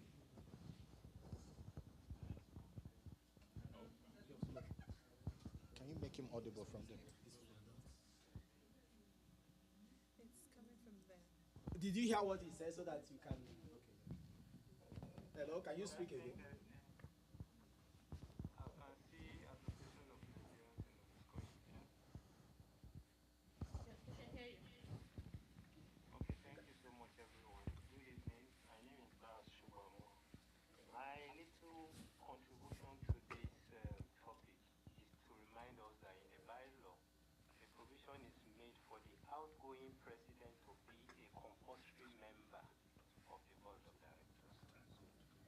that smoothens the issue of the transition. So it's never far away from supporting and advising the incoming executive. So by default, the outgoing president is a member of the board of directors, unless that has been changed when we left. So that smoothens the issue of the transition as proposed by one of the speakers in the recent time. So that will be my contribution, and I also wish to thank each and everyone for all the good things you're doing. They are in incremental steps, but they've really meant a lot to many lives. You may never know how good you have made people's life to be. But when you check back in times, in the last few years, an average Nigerian's life has always been getting better by the day. So please, let's keep the flag flying, and by God's grace, we continue to grow the association. Thank you very much, everyone. Okay, thank you very much. Yes, somebody was asking for clarity on the tenure of the board. The board's tenure is for 3 years. I said the board has a tenure of 3 years, while the executive has a tenure of 2 years. And each of them can run for 2 terms, which is the board can be there for 6 years and the executive can be there for 4 years. But this board has completed the tenure of one board, so they have done 1 year. If they are re-elected, they will have 3 years to operate. So that's, it has been, the motion has been raised and supported and seconded and thirded and quoted. The problem is, what is the adjustment in addition to do they all? My name is Franklin. Don't worry, don't worry. No, they will hear you. Oh, okay. It works better. Just come closer so that the camera will also. This place is dark. Is there any My name is Franklin. I'm still standing on existing protocols. I just want to add to the motion that's already moved that the outgoing president should be added or join the existing board. Because, yeah, I know we said it in peripheral, that's what Constitution states. Now, you, the outgoing president, to join. It's already there. Yes, so it's we are moving it as a motion as well now. So you would join. You can't move on top of it. The motion is already there. It's law. So, but it will now be, if there is no counter, we will vote on it here and vote online, so that it will show that, there is full election. It wasn't Franklin that decided and signed it into law. Please, we have been. Sorry. We don't need any motion for that because it's an existing law. No, not that a board, not about the president. I'm talking about the board. I'm not talking about the nomination. Yeah. Sorry, excuse me. There you go. Thank you. My name is Yemi Olani, a proud Nigerian, 100%, yesterday, today, and tomorrow. So my question is, anyway, the idea of retaining the existing board that we have, given that they actually didn't run a full tenure, they completed a tenure. Personally, I support that, but would you like to throw more light on the process? I don't need the process of electing board anyway, so that we are sure that we are following, so that's all. Thank you.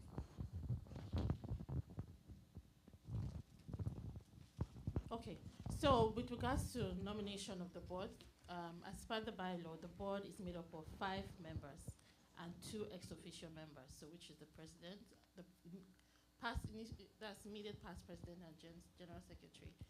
Board nominations take place at the AGM, so members who want to run for the board will nominate themselves or have people nominate them, and that will be ratified by the House, which is by vote. So the motion that was put forward was for the re-nomination of current members of the board. So we're still following the process, we're still following the bylaw. I don't know if that's clear. Yeah. So there are 5 members of the board right now, and we're asking that they be re-nominated. So except there are objections to that, which so far nobody has raised, we're going to proceed with a vote. I don't know if that answers your question. Do you want to know them? Yes. I will remember their name. The chair is Rosemary Osasere, a lawyer. She's here. The deputy chair is Mukaila Salaudin. He's here, Alaji. The secretary is Oluaye. He's here. Another member is Professor Ifeinwa Mbakogo. He's joining us online. And the last but not the least is Reverend Tochukwu. What's the last word? Okafo? Okafo, yes, I got it. So thank God I remember that I'm not as old as I thought I was. So those are the 5 members. That is the full members. Then the outgoing president and the outgoing secretary will join them, just like we said, for the sake of continuity and but the suggestion you made concerning the executive is still noted. If the incoming team, comes in, they can look at that and know if there is a way to force whoever is handing over to remain, not to run away, at least for 3 or 6 months, so that there will be smooth transition. So that is that. If there is no objection, please, we still have 30 minutes, I guess. How many minutes? About 30 minutes to round off. Please, if there is none, is there any other thing we need to do on this? Madam Secretary, please, can you direct us so that? Okay. So we're just going to put it to the vote. For the people here in-house, it's just simply by show of hands. And then online, I'm going to put a poll for those online to vote on it. Right. Yeah. So if you're on, so this is a vote to confirm current members of the board to continue to continue. Oh my God, to be re-elected. Sorry, and for another tenure of 3 years. So if you're in support of that, it's going to be by simple majority. Thank you. Mazi, can you help us count, please? It may be easier to count who doesn't agree. We need the vote.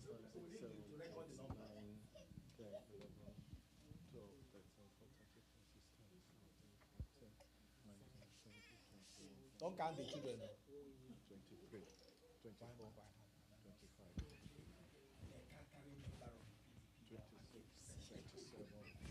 28. Are you voting? 29. 29. 29. Okay, that's So then raise the second motion. Second. Who don't want to? Yeah. Are you not supposed to raise that? Nay. The year has voted. What about the? You ask here if those who don't want to raise their hand so that you can count. So let's finish the physical. She will give them a poll. So that would be good. No, yeah, physically. What about those?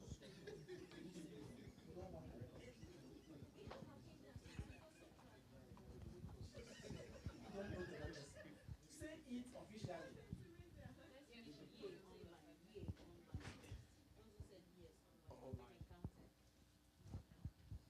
Okay, please go on with that. Let's go on with other things. So the next item, thank you for that, please. The next item is swearing in of the new executives. And with that, I call on the chairperson of the electoral committee, our brother Tekena, to come and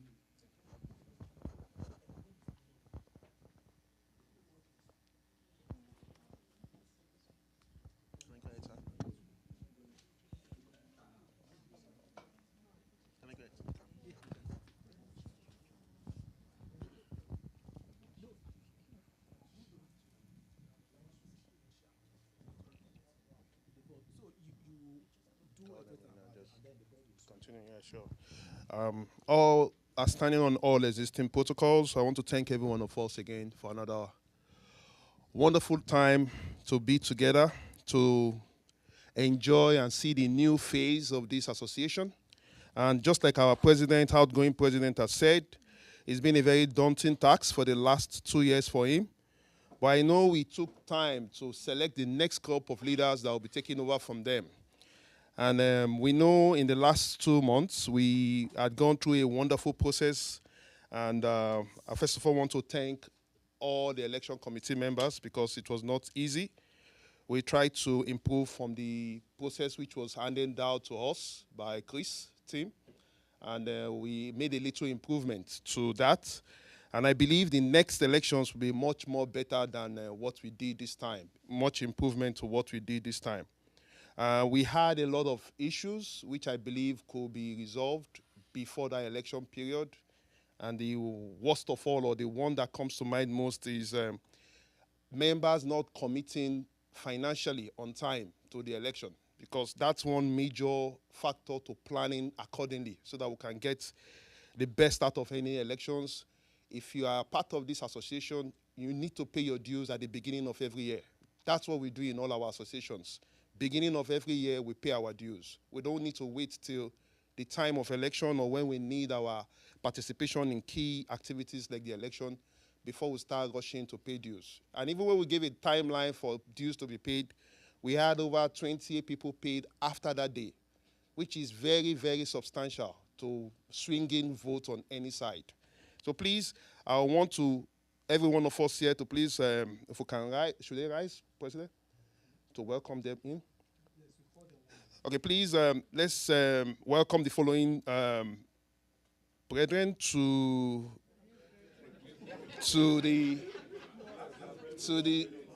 the stage, yes. To the stage, yes. So the following participated in the elections and they came out victorious. For the president, we had Philip Okonua. The vice president, we had Adaogo Nwankuna. Secretary General 1, please come forward quick and line up for the BOD to take over. President Philip Okunaya, sorry. Vice, just beside him, the Adaogo Nwankuna and Jaka. Secretary General 1, Muyudin Kunle Alagbe. Secretary General 2, Felicia Okpala. Financial Secretary 1, Franklin Anoje. Financial Secretary 2, Rita Ibrahim. Treasurer Victor Ani. Welfare Officer 1, Chiazuka Inkembata. Welfare Officer 2, Joseph Chianu. And please let's welcome our Board of Director to Board of Chair to continue with the swearing in. I keep mixing things up. Yes, okay, you're doing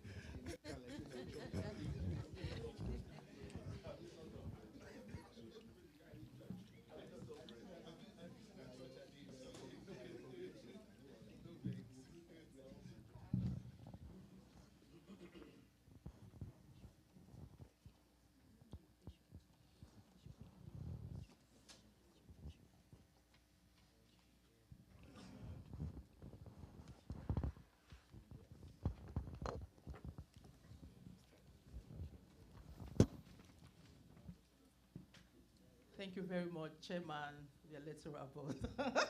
Thank you very much for the offering.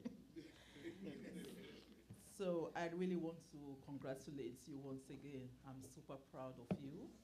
Thank you for all the efforts. Thank you for volunteering your time and resources to be a part of this great community. I am super proud of you. Thank you. And I want to also thank everyone for nominating us to continue our tenure. We have started a good work, and I hope we'll be able to complete it with your cooperation. Thank you so much. So have the privilege of swearing in our great leaders, starting with the president, Mr. Philip Okunaya. If you could please take the oath, thank you, the oath of office. So I, Philip I, Philip Okunaya, having been duly elected having been duly elected as President of the Association of Nigerians in Nova Scotia, as President of the Association of Nigerians in Nova Scotia, do solemnly affirm that I will faithfully, diligently, and honestly perform the duties of my office. I will uphold and abide by the Constitution and bylaws of ANNS. I will act in the best interest of the association and its members at all times. I will promote unity, integrity, accountability, and transparency in all my actions. I will discharge my responsibilities with respect, fairness, and commitment to the growth and sustainability of ANNS. I will protect the regulation, I will protect the reputation of the association and support its mission and vision. I make this solemn declaration conscientiously, believing it to be true, and binding upon me. And binding upon me. Thank you very much. Thank you. Congratulations. Thank you. So next we have Adugo.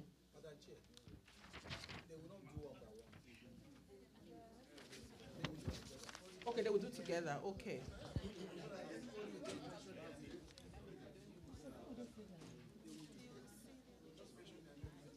Just they will say I, everybody will say the same thing. What about? Okay, give them paper to sign one by one. Okay. So that because if you do it, it will take about 30 minutes.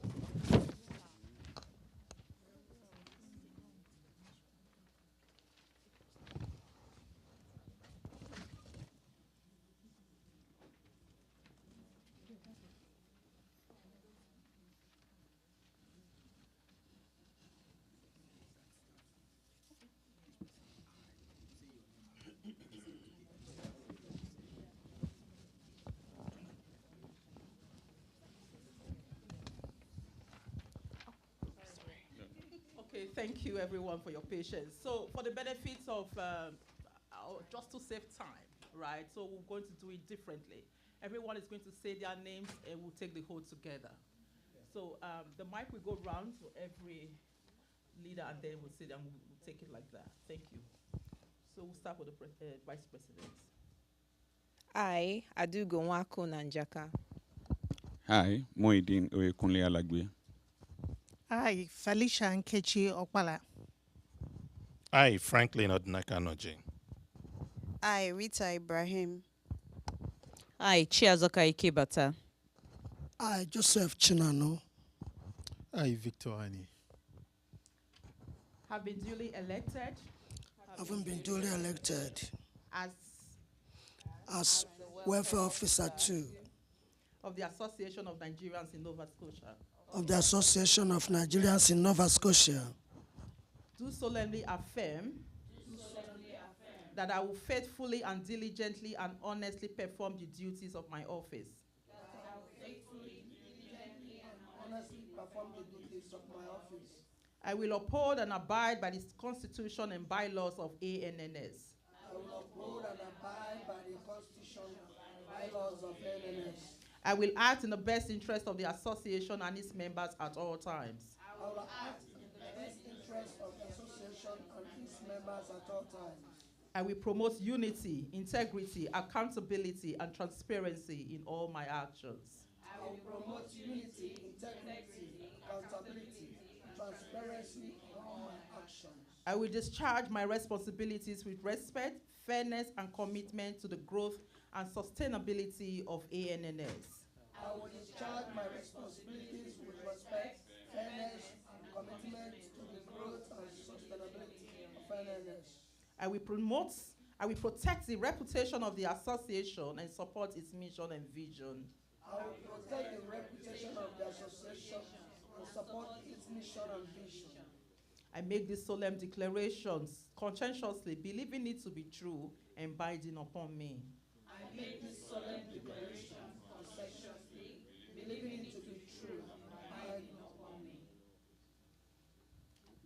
Thank you very much. I hereby certify that all the above, that all the individuals has taken and subscribed to this oath of office. Thank you and God bless.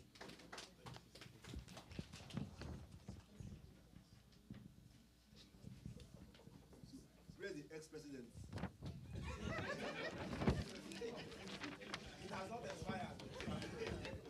I still have the 21st of April.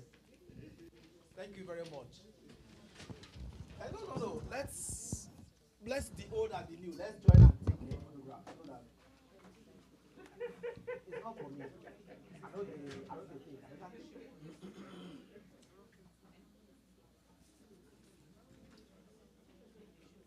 Will they see you here?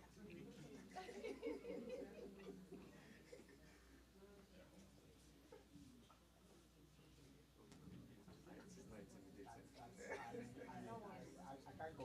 I've complained too much. I don't complain. No, she forgot that she's with us. Come and join us. Congratulate me first. Sorry.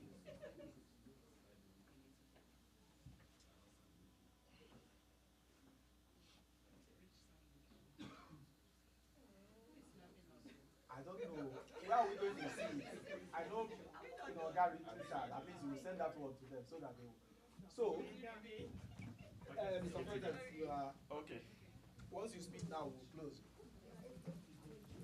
Okay. I'll try and make it short. Standing on existing protocol,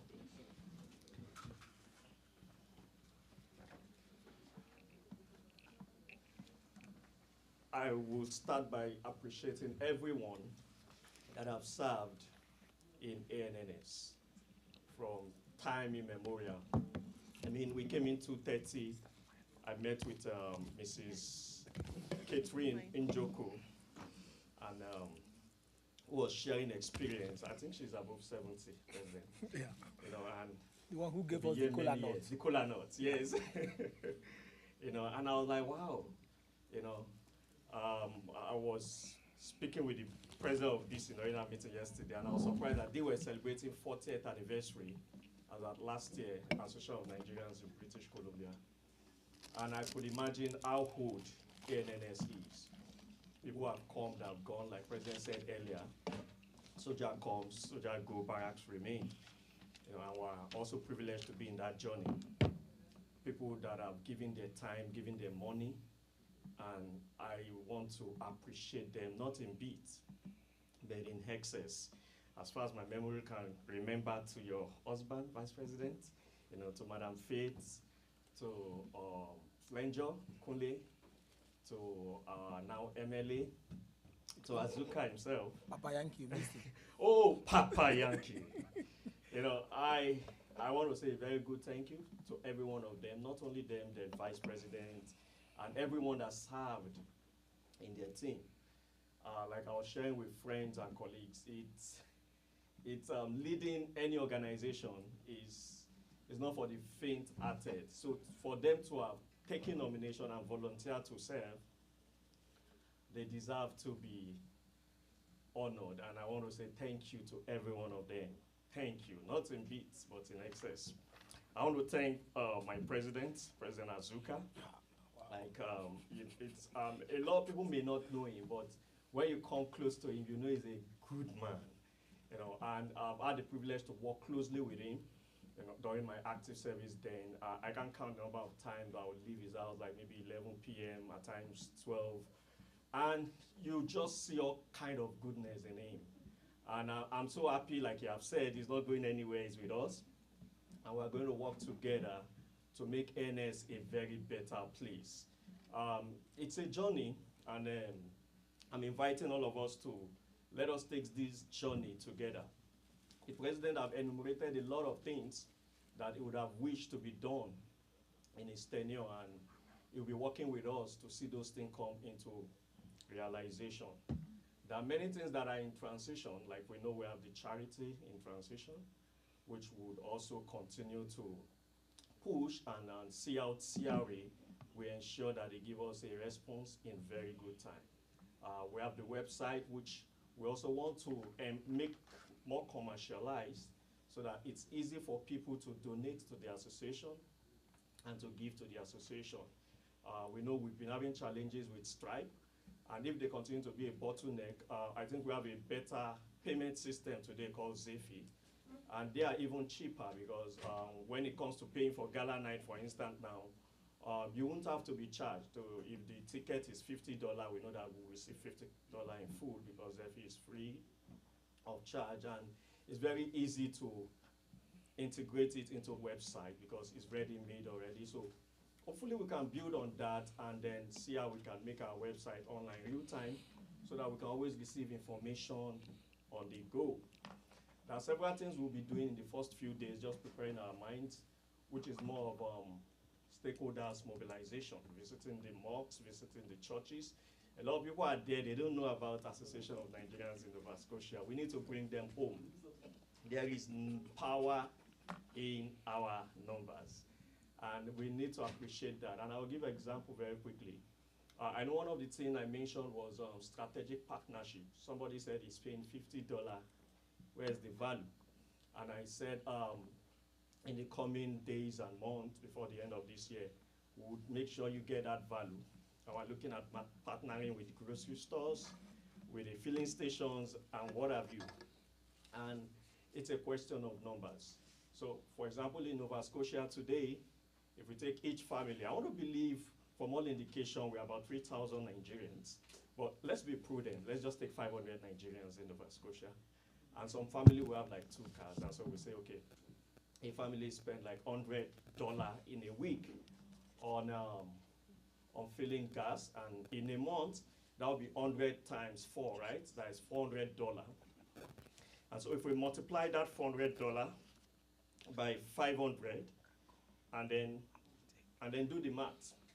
So that is about 2.5 million, per head. That is a basis of having a negotiation. I could walk into Essos, walk into any of the filling stations, and tell them we can give you 2.5 million every year. It's a game of numbers, because why? We have the numbers. We have 500 Nigerians that every week we give you $100, and we know that 2.5 is okay, you get. But that can only be possible if we come together as one. That can only be easily realized if we all become involved and intentional about it. It's going to make us a strong force in this province. A typical example, among other things, because it's not just about us. We have great people that have come in, and sorry, I'm going to come to that in a moment, my team that we have come in together. And among those things we'll be doing together in that welfare space that will benefit Nigerians, we want to also impact even the residents of this province. Folks that, it was just last week I received a phone call from the Canadian Blood Services, because I'm always passionate about donating blood and plasma. Okay, and okay. So, they're telling me my time is up, okay? They didn't tell you. you my GS2. No, you saw the scene now. So, you decided. So wrapping up quickly, we'll be doing so much things together that will be impacting not just us as individuals, but that will make the association a force to reckon with, not just in Nova Scotia, but in Canada at large. So I call all of us, let's jump up let's jump into this boat together, and let's make ANNS and Nigeria proud in Canada. Thank you. Thank you very much. Leave me absolutely.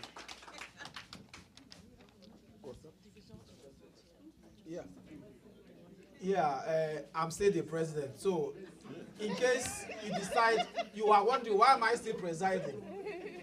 The ceremony has been conducted from 12:01, April 1, he will become the president. But no, it will not be an April, it's a full-time thing. So that day is the All Fools Day, but he will not be, it will be for real. He'll become a president. But for now, I'm still the president. So that's why I'm still here. That's why some people were saying, why have we not moved away? No, the bylaw says the swearing in will take place today, but or it will any day it takes place, the last Sunday, but their office, the tenure will start from April 1, in line with the Nova Scotian fiscal year, and I think Canadian fiscal year too. No, we don't. He's president in waiting. He has been given the license, but he has not started to operate. He has not reason. So please, we are, wonderfully, we perform excellently. We are closing by 5:30. Wow.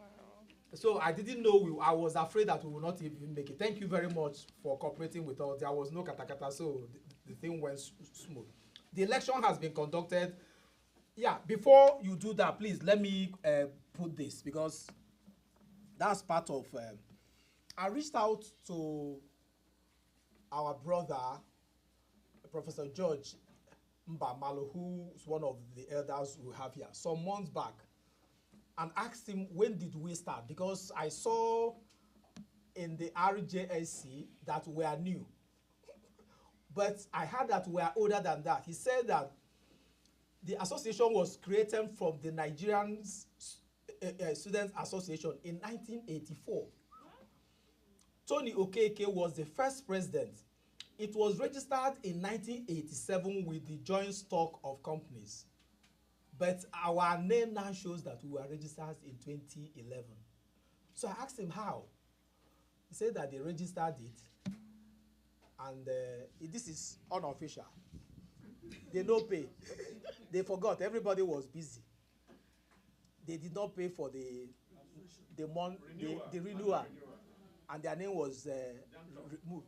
By the time they knew and went back, they said they don't pay too much. The action was, should you pay it and get the old name, or should you register today and start? So they did what you people they do.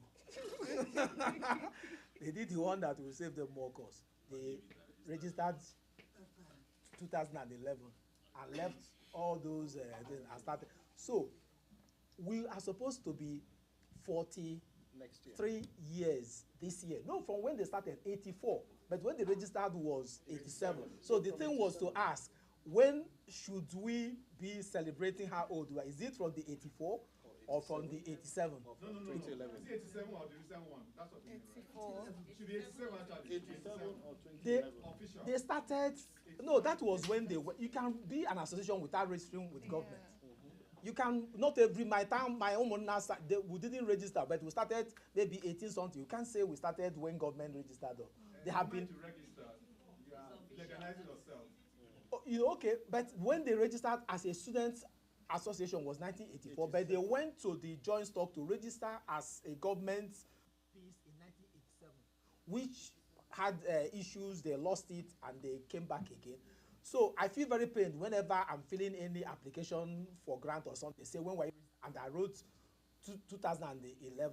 It sounds long, but if I remember 80 and 2011, the difference is too much. But that is the way. So, Mr. President, just know that that is one of the things we may renew. Either to call those people to even see their face, like this Tony Okeke he mentioned. I don't know if he's still alive.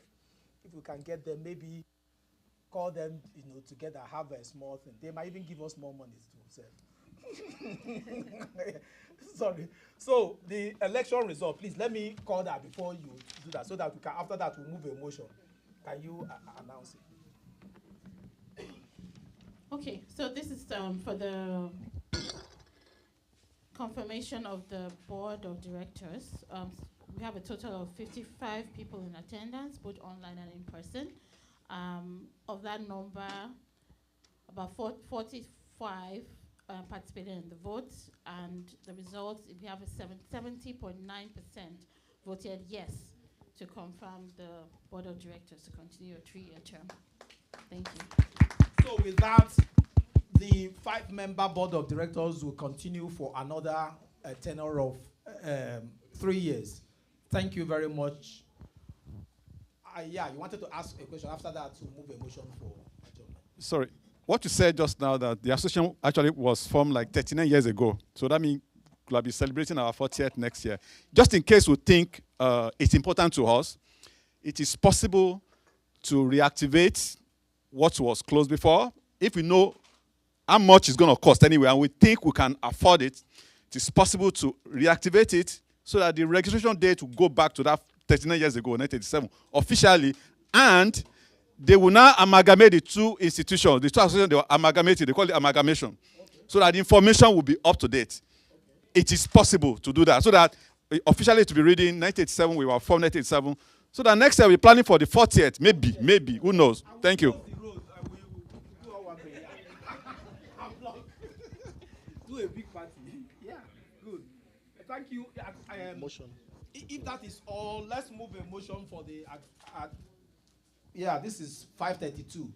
Please, on that note, you want to adjournment? Yeah. Thank you very much. Motion for adjournment. Okay. Yes. Do you want to move it or you just raise your hand? Is that okay? It's okay. She has moved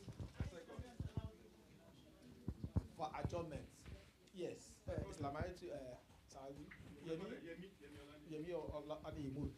Thank you very much. Thank you very much. I wish we could stay more, but this is not our house. When we build our house, after that we can stay like this and drink until 9 p.m. or 10. So thank you. God bless you.